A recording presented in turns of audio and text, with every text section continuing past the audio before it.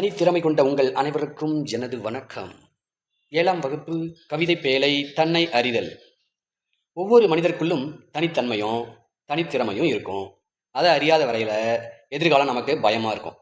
நாம யாரு, நம்முடைய ஆற்றல் என்ன அப்படின்றத நம்ம உணர்ந்து கொண்டோமானால் நம்முடைய வாழ்க்கை எளிதாகிவிடும். இந்த கருத்தினை விளக்கக்கூடிய ஒரு கவிதை தான் இந்த கவிதை. அன்றைக்குத்தான் அம்மா காக்காவிற்கு அது குயில் குஞ்சு என்று தெரிந்தது. தெரிந்த பிறகு இனிமேல் நாம் சேர்ந்து வாழ முடியாது, போய்விடு என்றது. பாவம் குயில் குஞ்சு, அது எங்கு போகும்? அதுக்கு என்ன தெரியும்? அது எப்படி வாழும்? குயில் குஞ்சும் எவ்வளவோ கெஞ்சி பார்த்தது. அம்மா காக்கா கேட்கவில்லை, கிளம்பி போக சொல்லிவிட்டது. குயில் குஞ்சால் அம்மா காக்கையை பிரிய முடியவில்லை. அதுவும் அந்த மரத்திலேயே வாழ ஆரம்பித்தது. அம்மா காக்கை போல கா என்று அழைக்க முயற்சி செய்தது. ஆனால் அதற்கு சரியாக வரவில்லை. அதற்கு கூடு கட்ட தெரியாது. பாவம், சிறிய பறவைதானே. கூடு கட்ட அதற்கு யாரும் சொல்லித்தரவும் இல்லை. அம்மா அப்பா இல்லை, தோழர்களும் இல்லை.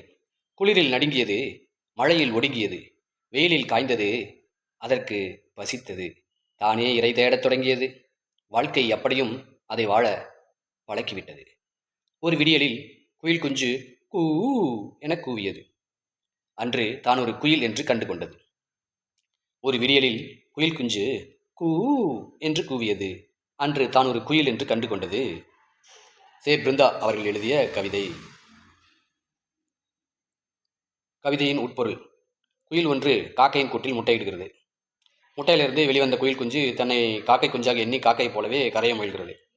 தனியே சென்று வாழ அஞ்சுகிறது. தான் குயில் என்பதையும் தன் குரல் இனிமையானது என்பதையும் உணர்ந்த பிறகு தன்னம்பிக்கையுடன் வாழத் தொடங்குகிறது. நாமும் நமது ஆற்றலை உணர்ந்து கொண்டால் வாழ்வில் சாதனைகளை புரியலாம் என்பது இக்கவிதையின் உட்பொருள் ஆகும்.